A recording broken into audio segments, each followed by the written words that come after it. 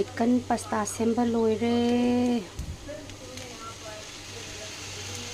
ngasi di shooting chicken pasta ko seme